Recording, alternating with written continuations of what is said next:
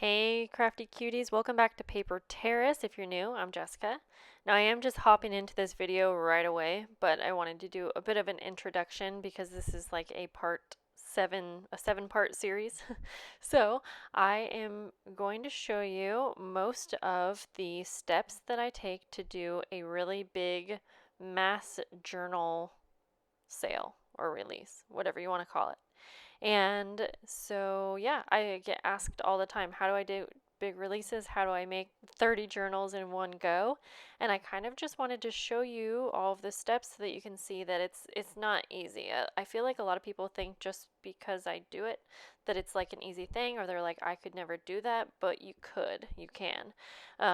It is a lot of work, and it did take me about 2.5 months to even do this big release, but I did it, and I was pretty motivated all the way through, and I was able to film a lot of the parts for you guys, but you're going to see that I do speed up a lot. Now, I also want to mention real quick that this first part, it's not going to be the most exciting. To me, it's a bit boring, but it has some important steps and shows you how I get started. And I just wanted to give you a heads up that the following videos after this one are a lot more entertaining and fun, in my opinion. And so stick around if you are interested, but you're not like super excited about this first one, just because I promise there's a lot of fun videos to come. And even if you're not trying to make 30 journals, there's still a ton of fun things to be seen. Okay, so I hop right in, and as you could see, or hopefully you can see, I'm using recycled cardboard for these journal covers. It's just so easy, and you just have to cut them down to have the front cover, the spine, and the back cover, and it's just such an easy way to go about it. And I also love that I can recycle all of the cardboard. I gathered a bunch from my mom and sister, and it was just really cool to be able to reuse them. This is really the first journal release that I've done where I'm actually using the recycled cardboard. A lot of times I would use old book covers, but I am starting by covering each one in some muslin fabric because it is thinner cardboard, so I do want to ensure that these are going to be really durable journals. And I did start out using the Mod Podge to glue on the fabric, as you can see here. Now, I'm not going to go through a ton of specific things in this video. I've done so many videos showing you this exact same thing that I've done, but what I do want to point on is rather my technique to make it possible to make 30 journals. Okay, so if you can notice, the cardboard is definitely curling. Now, I'm pretty sure that's because I'm using the water-based glue Mod Podge. It's not my favorite, but you guys, I go through so many bottles of glue, and it was just getting so expensive to use my favorite glue, and I have so many layers of fabric that I will put on top of this as well, and layers of paper. So I saved my favorite glue, which is the Tombow Mono Aqua Glue, for those last layers, and it did turn out fine. And you'll see how I work through the cardboard curling, like I will show you soon. That didn't make sense. Okay, so now after I glue on the fabric to the cardboard here, I'm going to wrap around the excess fabric around the edges. And then we move on to the next one.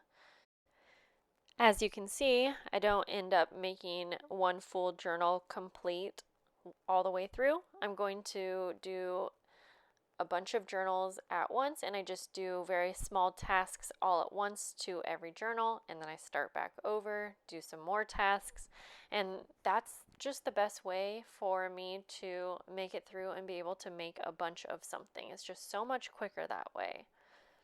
So for this journal here, I wanted to show you that I do use a bunch of different sizes. I kind of just use whatever I have as far as the recycled cardboard goes. It definitely would benefit me if I had all of the same exact size, because then when I was cutting down paper, everything could be the same size. But I did work with what I had, and it made it, a little bit more work for me, but not impossible. I do trim down the cardboard just to kind of straighten it out. And again, since I'm not trying to get a specific size, I can just work with whatever I have. And so you can see on this one, I am using my Tombow mono glue, and you're going to see that I had to speed up a lot of these clips because I had 3 hours of footage for this first part. It was insane.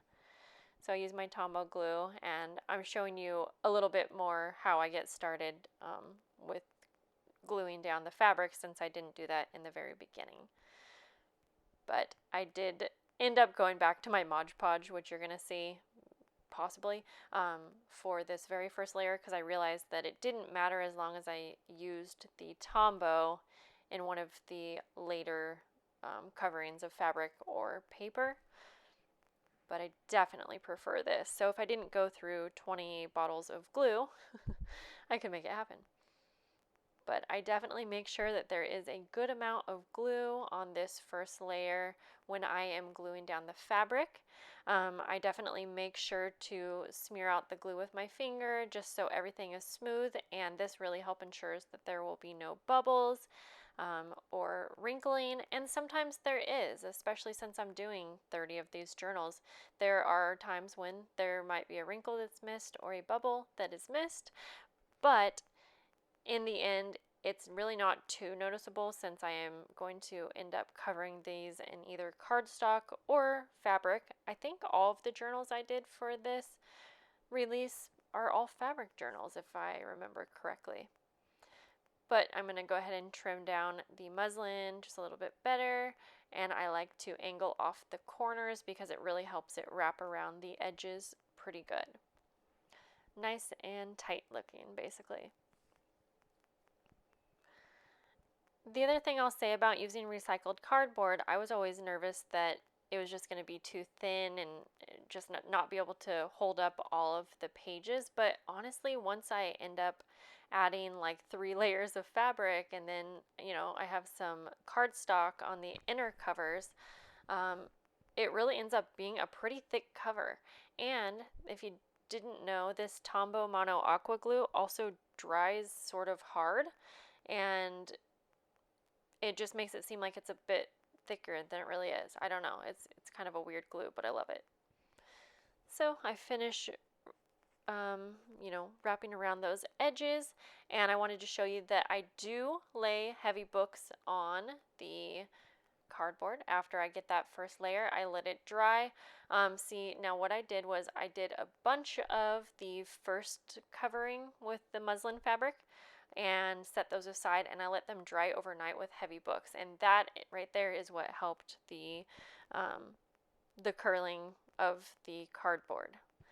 So we are on to the next step, and so now I have a ton of cardboard that's covered in muslin, and now I cut down all of the fabric that I want to be on the actual covers. You'll see I didn't cover any of the inside yet, but I'm going to start by gluing on my floral fabric here that's going on this journal, just the same way that I did with the muslin.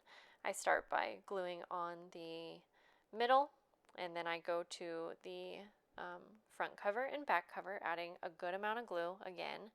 This fabric is kind of a stretchy fabric, so I do be careful not to pull it too much. I know it kind of looks on camera like I'm really pulling it, but I'm not. I'm trying to just lay it over nicely, and then I smooth it out.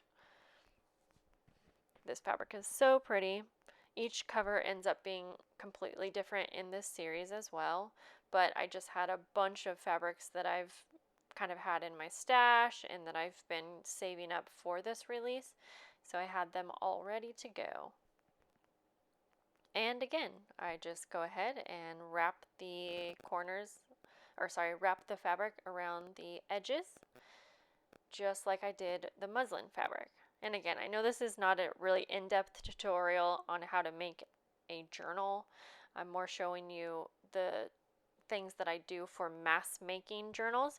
And so if you want to see a more specific tutorial, I have plenty on my YouTube channel. So there we go. But again, I'm gonna put heavy books on top. I let those set overnight if I can. And then I'm gonna move on to the next one. And if you can also notice, some of these cardboard some of these cardboard boxes also have really dark images, so I make sure that if I have any images on them and the fabric I'm using is somewhat see-through, then I will go ahead and make sure that the images are in the inside. Okay, so just a second ago I started to cover another journal cover with some pretty fabric, but I felt like you had kind of seen enough of that, so I'm moving on to the next step. So once I have all of my cardboard boxes covered in the designated fabrics, it's time to cover the insides. And again, I'm using muslin fabric. I have it all cut down and ready to go.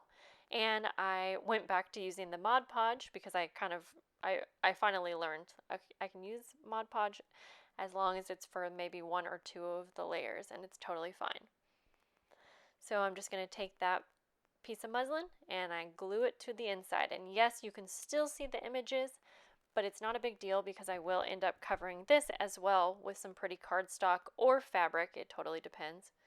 Now, if you saw, I did fold that journal back to like what am I trying to say? I did not lay it flat. I folded it and I set it to the side, and then I move on to the next one.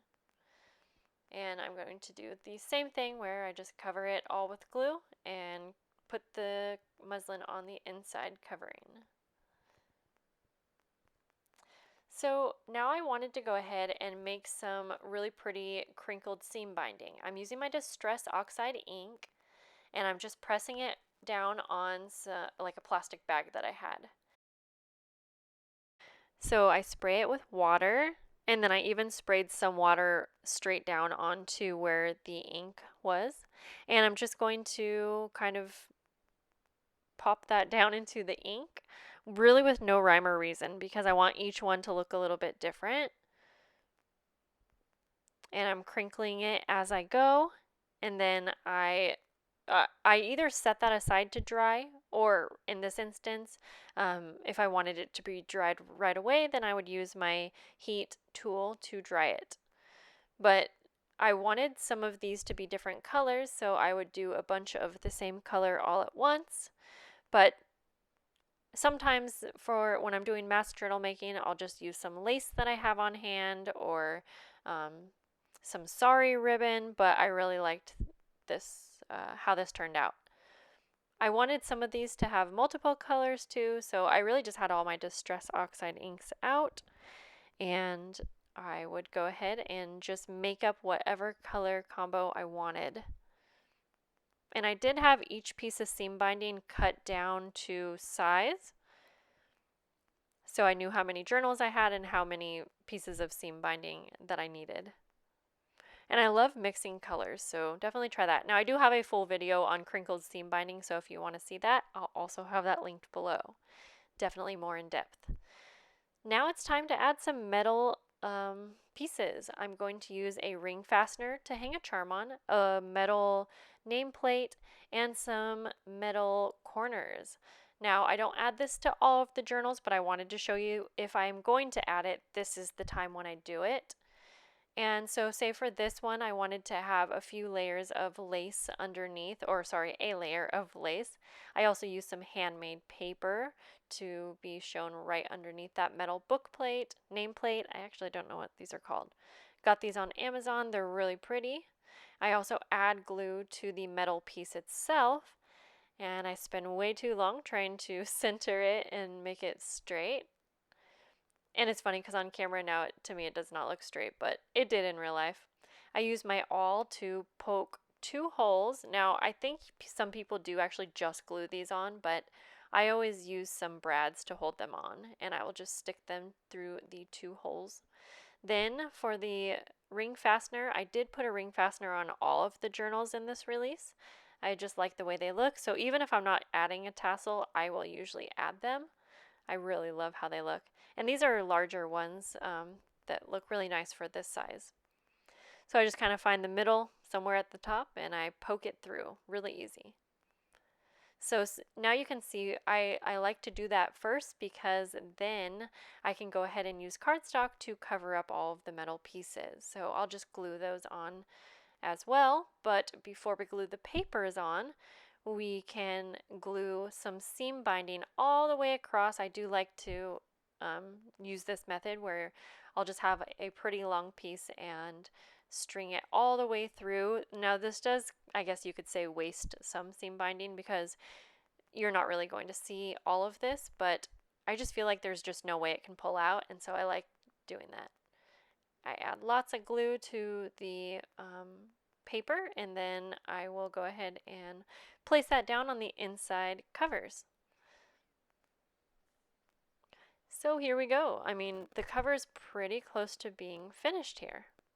And here we go. We have 1 out of 30 done. But you can see here, I just have my little station right in front of me where I have everything kind of ready to go to do my assembly line planning. Now, the next step, once I have all of the covers done, it is time to start prepping the papers or the pages that are going to be going in each journal. So for this step, I'm just really going through my paper stash or whatever paper I have designated for this journal release, and I will make little piles, and I do mostly the same amount of pages per journal, since most of these journals, they might be like a little bit taller or shorter, but the spine on most of these journals was pretty much the same size. So I didn't really have any rhyme or reason here. I just kind of go through and figure out what types of papers and bags and envelopes I want to be in each journal, and then I just make all of these little piles so that I can get a bunch done at once. Now, I did use digitals in these as well, and I wanted to give a few ladies a shout out. There's Litz Design Creative, Kara Brandon Creative, and Dear Julie Julie.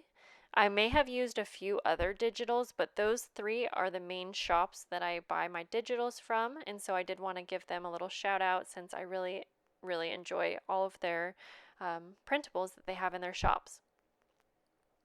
Then I use cardstock as well, like a heavier cardstock. I make sure to include kind of the same types of paper for each journal. Here I'm just measuring the first journal that I'm going to trim the papers down for. Again, they're all different sizes, so I do have to measure each journal, and again, that's one thing that slows me down a little bit, but it's okay. And then I'm going to go ahead and trim down the first pile of pages, so hopefully you can see why instead of just trimming down a bunch papers at once, I do have to be mindful and make those piles per journal so that they can all be cut down to the same size for that journal. So I'll just do this all at once, just go through and trim everything down. So I'm just trimming everything down to the exact size, maybe a bit smaller than the cover itself, and if I have any glassine bags, I will trim off one side so that it can be open in the journal. I hope that makes sense. Now, some of the heavier cardstock I do trim down in a way that I can fold a little pocket because it's easier to do now than later, or maybe not easier, but it's more convenient. And so instead of like cutting down where I need to cut down, I will actually leave excess paper and fold it so that when I fold this in half, you'll have a pocket on each side. Now there are tons of scraps, as you can see, and I just wanted to point this out, I just stuttered, that I keep all of the scraps in a little area where I can later use, and I actually used up so many of those scraps in another project. But now it's time to go through and fold all of the papers in each pile. So I just fold them in half, and I use my bone folder to make sure that anything that needs to get folded gets folded. And I'm setting it to the side, and then basically I'll move on to the next pile and fold, and then I'll move on to the next pile and fold. Such pretty digitals there. Those ones were Litz Design Creative, by the way. And then once I have my pile of folded papers, I just place it inside the designated journal, move it to the side. Now this is just showing you a small snippet of me beginning to decorate some of the pages that I am planning to have in my journals, and I'm doing a bunch at once where I'm taking this botanical book page and trimming it down to size to create like a little pocket. Now again, I'm not going in depth to show you how I made this page decoration right here, but I'm just showing you so you can have a little sneak peek into part 2, where I'm going to show you my favorite page decorations, and I'm going to show you, I'm going to show you basically 10 of my favorite page decorations that I like to make for my mass journal making series. And so for this, I'm making this cute little pocket where I will just sew on some lace and a little butterfly at the top. And then I take some white paper and place it behind the botanical page. And I'll sew the 3 edges to create a little pocket. And basically, I'm just going to go through and make a bunch of these at once. And that is kind of how I do my page decorations for a journal release like this. So I hope that this first video, while I said it's kind of more of an introduction and not super fun, but I hope it gets you excited because we have some really fun things coming, especially if you like to get a bunch of ideas for journals. And so I hope to see you for part 2. I will see you guys later. Bye.